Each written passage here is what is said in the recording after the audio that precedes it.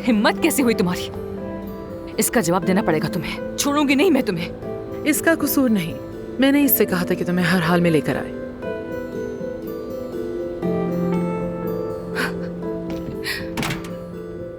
आखिर आप मुझसे चाहती क्या है?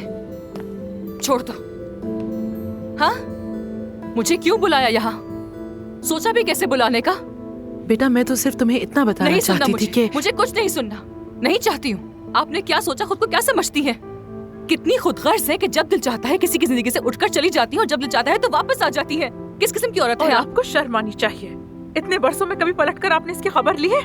इस बदतमीज लड़की से कहो कि यहाँ से निकल जाए। जिससे आप बदतमीज कह रही हैं, इसी के पेरेंट्स ने मुझे बचपन से पाला है।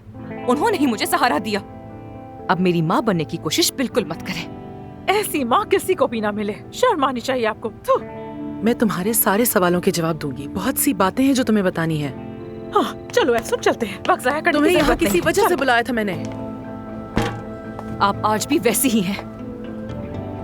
बिल्कुल नहीं बदली। खुदगर्ज, मतलबी, संगदिल।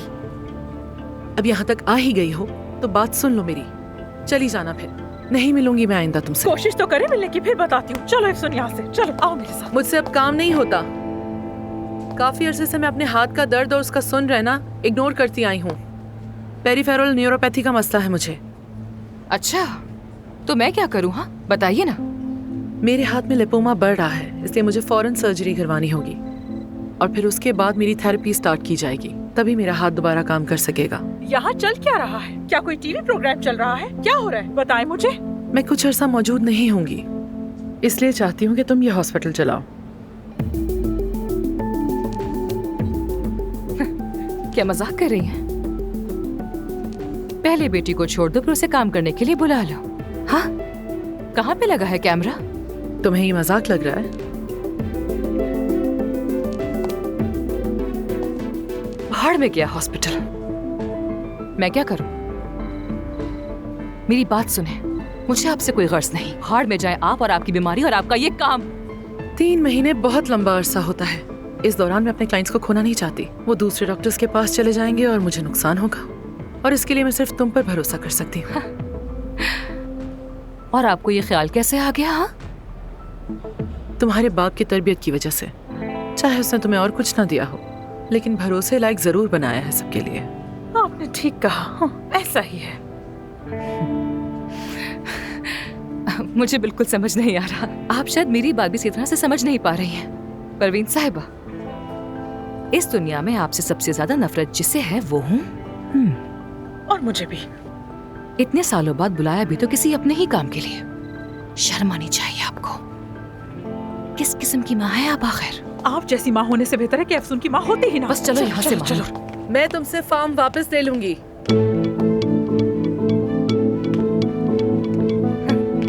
क्या कहा? वो फार्म छीन लूंगी मैं तुमसे। आप नहीं कर सकती। वो बाबा का है, आप उसे नहीं ले सकती हैं। वो फार्म बाबा की जिंदगी है। हमारे मुलाजिम, हमारे घोड़े सब उससे जुड़े हैं। मैं जुड़ी हूँ। आपको फर्क नहीं पड़ता, लेकिन मुझे पड़ता है। वो फार्म हमने अपने हाथों से बनाया है। बाबा की मेहनत लगी है। आप उनके साथ ऐसा नहीं कर सकती हैं। ये बताओ कि आज के दौर में कौन सी औरत है जो तलाक के बाद भी 20 साल तक अपना फार्म अपने एक्स हस्बैंड को दिए रखेगी? कौन है ऐसी? अगर तुम अपने बाप को थोड़ा सा भी जानती हो तो उसके पास तो फूटी कौड़ी भी नहीं थी। यकीन नहीं आता। या तो तुम हॉस्पिटल को संभालोगी या फिर ऐसा करो कि उस फार्म को भूल जाओ।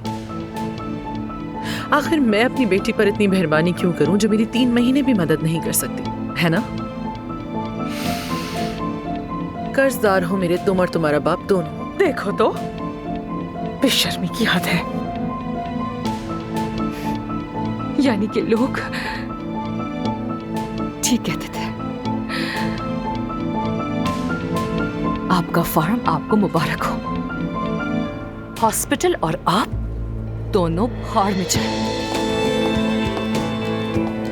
क्या ऐसे इसीलिए बुलाया था आपने? बेटी है वो आपकी बेटी। आखिर किस तरह की माँ है आप? एफसून रुको।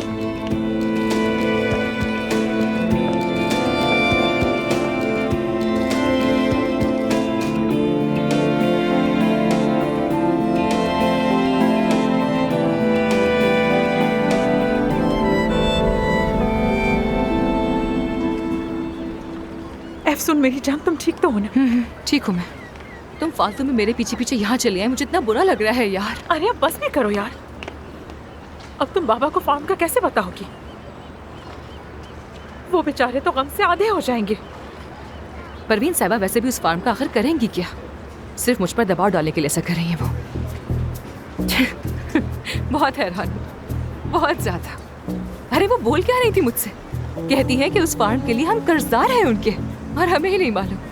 मगर सही है वो कहती है कि वो फार्म उनका है तो हम और क्या कर सकते हैं फिर, है ना? जाके खुद ही संभालें। अफसून बस करो यार। मुझे तकलीफ किस बात की हुई ये जानती हो तुम?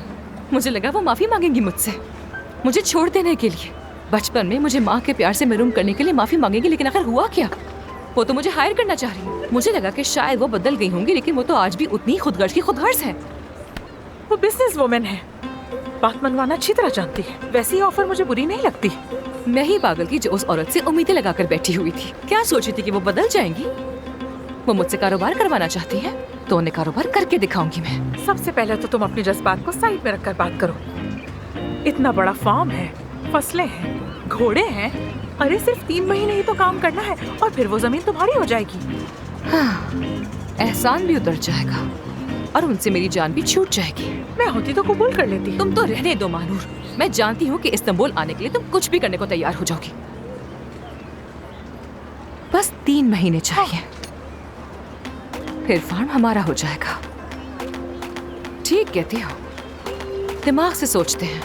हाँ ठीक है, डन करते हैं। परवीन साहबा को बोलते हैं कि हमें ये कबूल है। क्या हम इस्तांबुल में रहेंगे? क्या कर रही हो? आहिस्ता बोलो, तुम पागल हो गई हो क्या?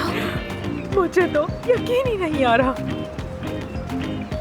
तो फिर अब से बॉस होंगी मैं। सबसे पहले तो उस ड्राइवर को फारिग करूंगी। हाँ। क्या बात है, ये इस्तांबुल में आ गई हूँ।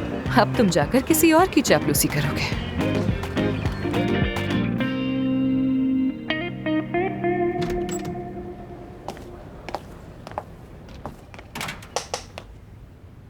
मैं जानती थी तुम आओगी। इजाजत हो तो बात कर लूं अपनी बेटी से।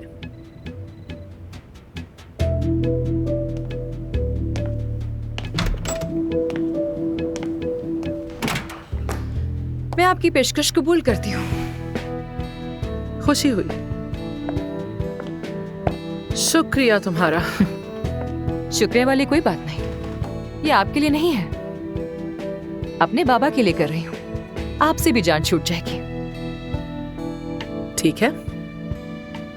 लोग जानते हैं हमारे रिश्ते के बारे में? नहीं तो बस आमिर और मेरा पार्टनर काया जानता है।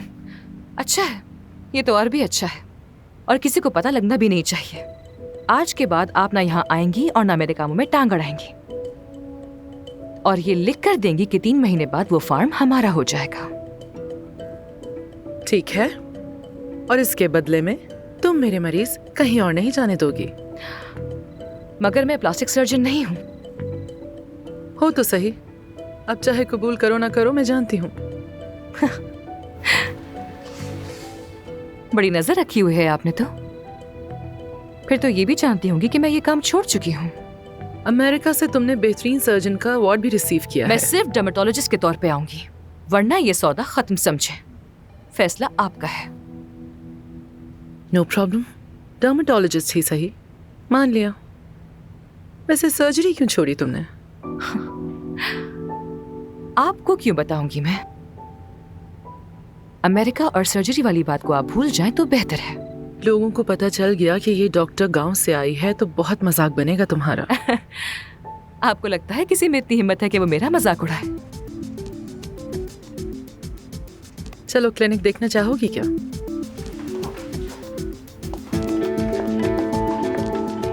मैंने अपने पार्टनर काया के साथ 19 इयर्स पहले एक क्लिनिक बनाई थी।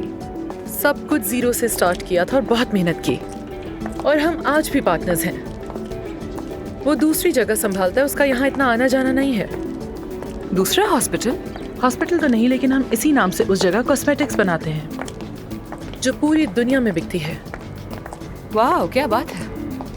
काया कॉस्मेटिक्स को देखता है। उस तरफ एंट्रेंस है और उसके साथ ही वेटिंग एरिया है। देखो, चलो अब हम नीचे चलते हैं।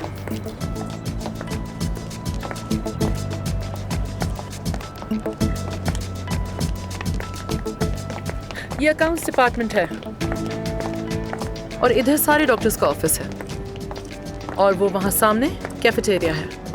इस तरफ एक और फ्लोर है। यहाँ प्लास्टिक सर्जरी, एस्थेटिक्स और डर्मेटोलॉजी के सारे काम होते हैं। इनसे मिलो। सारा न्यूट्रिशनिस्ट है यहाँ। ये अफसून गाजियाबाद से आई हैं। मेरी जगह यही संभालेंगे अब। मिलकर खुशी हुई मुझे भी। आप भी गाजियाबाद से हैं ना? हाँ ये आपके इलाके से है यानी? बिल्कुल। तो आपको ये नई जॉब बहुत बहुत मुबारक हो। बहुत शुक्रिया।